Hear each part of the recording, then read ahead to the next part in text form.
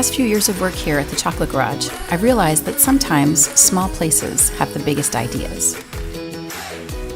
For a long time, cacao has been part of the problem in producing countries, instead of offering solutions. Instead of cacao communities being vibrant, independent, and self-sufficient, we see farmers who stay poor and companies that get rich. It turns out that in Nicaragua, some cacao farmers and chocolate makers are showing us that another way is possible.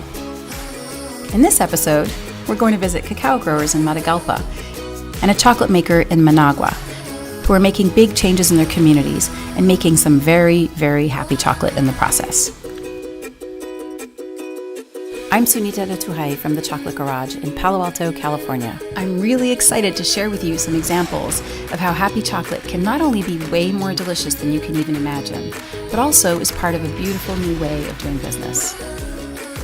Let's go see what's out there on the happy chocolate path, starting right here in Nicaragua.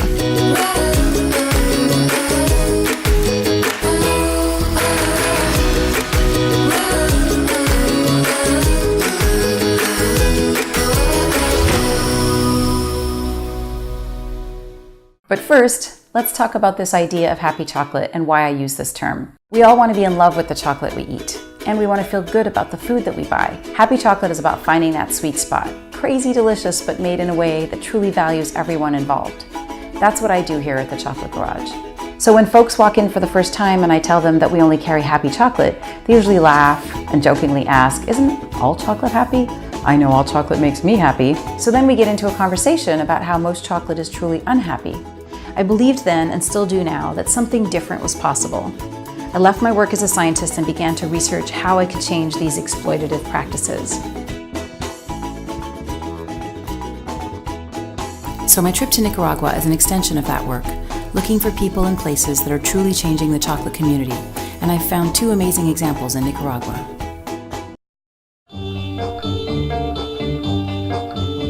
Qué ilusión fue tenerte a ti. Qué sensación. To begin our journey, we start with the farmers and trek into the highlands of Matagalpa on some rough roads. To show us the way are Gif and Jose Enrique, the founders of the local company Cacao Bisiesto. I'm originally from Madison, Wisconsin, but I came to Central America as a Peace Corps volunteer. So while working on cacao in Nicaragua and Honduras, Gif met Jose Enrique, and the two found that they both really dislike the exploitative systems farmers are usually forced into.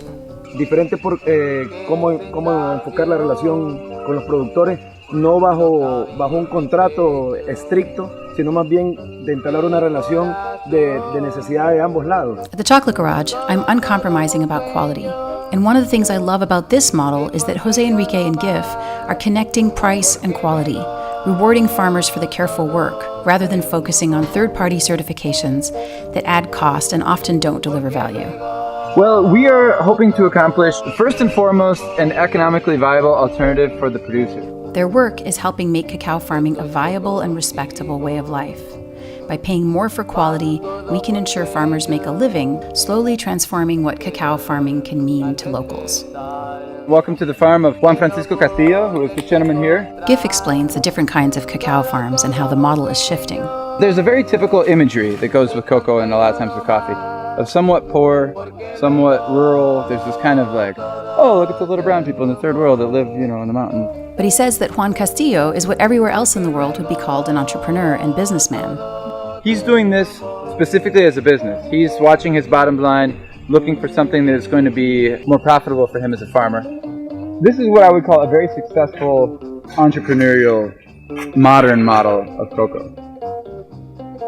Growing high-quality fresh fruit is only one part of a long chain that eventually leads to chocolate. So this is the fermentery. So Cacao Bisiesto collects cacao from farms in this whole region. So cacao farmers will bring their wet cacao called baba. So it's taken out of the pod, and the seeds with the pulp are in bags. They bring them here and they're weighed, and then they're paid for the weight that they're bringing. And they get dumped into these big wooden crates, and then fermentation starts. And if you touch it, this one's quite far along. It's very, very hot. And well, you can't really see heat, but underneath here, Gif was saying, for example, if you stick your hand deep in here, it would be very hot. Yeah, this feels like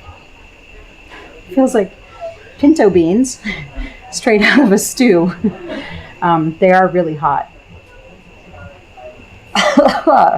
And they smell like vinegar. They make you cough.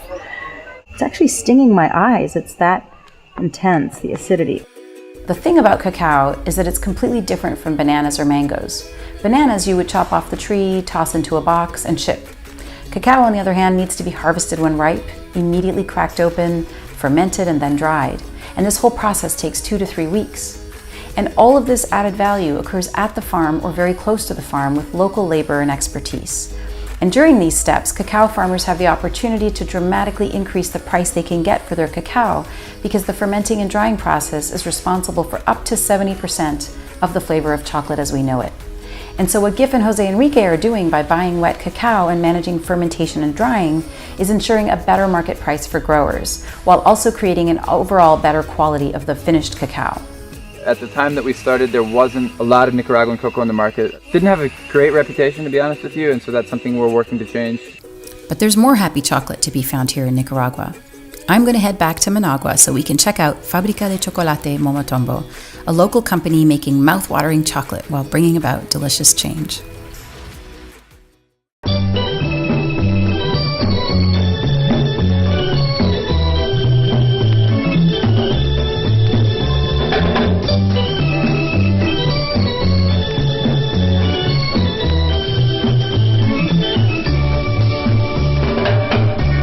Moma Tombo is a Nicaraguan business started by local Carlos Mann, whose mission is to democratize chocolate and bring the traditions and values of cacao back to the people of Nicaragua. How do you return chocolate making to the Americas, to the actual people who grow the cocoa? Like, how do you give them a chance to participate in that economy also? Because nobody wants to be a cocoa farmer all their life. People do it because it's profitable, but nobody's like, oh God, when I grow up, I want to be a cocoa farmer, you know? But somebody could say, when I grow up, I want to be a chocolate maker. Hell yeah. Carlos didn't always know that he would become obsessed with chocolate. Born and raised in Nicaragua, he later spent many years living in the United States, going on to work in graphic design and the video game industry in Silicon Valley. I eventually got sick of it all and then did what a lot of people have done, I guess. Sold everything I had and I left to India. He wanted to make a difference. He started an art studio in India and then... Wait a second, like, why am I creating an art studio here and I'm gonna do all this training and all this stuff? Like, I might as well do this in Nicaragua where like my countrymen and women need training and all this stuff. So let me go back home and do this at home. Simple as that. So let me go be really highbrow at home with my countrymen. Ultimately, he went back to his roots, returning to his home country of Nicaragua. He worked on websites, started an art studio, but while spending time in the countryside, he kept running into deep historical and cultural roots of cacao beyond its food traditions. It's really part of our culture. For example, we even have phrases in Nicaragua, you know, that involve the word cacao. So if I say to you, give me cacao, or Nicaragua, dame cacao, or pedir cacao, or to ask for cacao is another way of saying asking for mercy. But it also translates into other instances, like if two little kids are wrestling on the ground and the other little boy's got him and he's like, it's like saying uncle, it's just saying uncle here in Nicaragua, you go cacao, cacao, and then they let you go, you know. So it's kind of like a form of mercy, you know.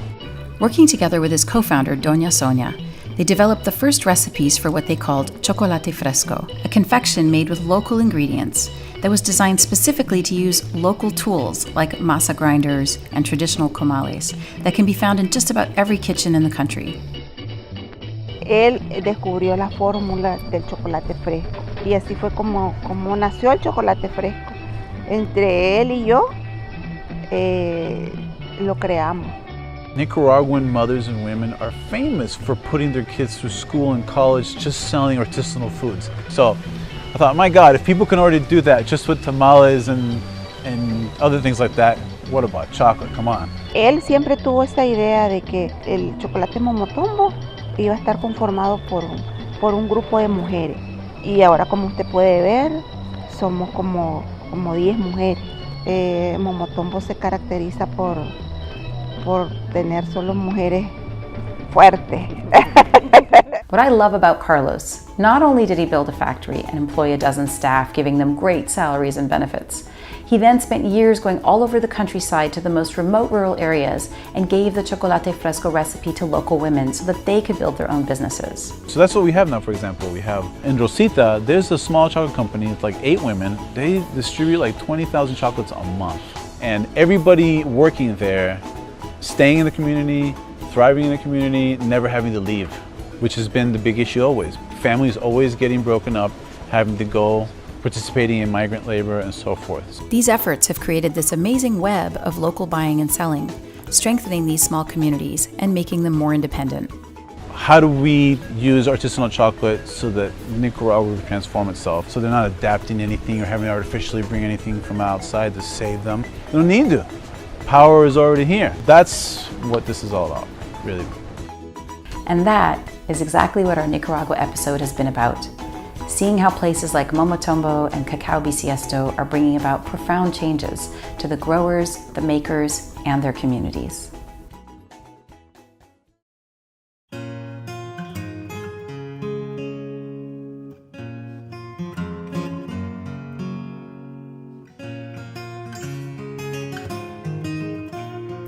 On the slopes of Madeira's volcano, in the middle of Central America's largest lake, I climb up a steep trail and find myself in the midst of an old cacao farm, long since abandoned.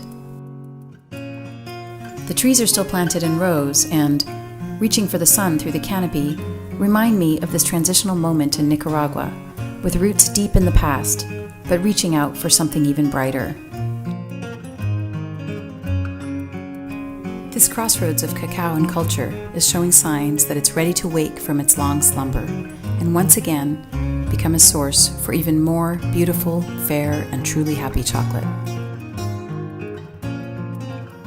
As for me, I will keep exploring, asking the hard questions, and finding you more happy chocolate.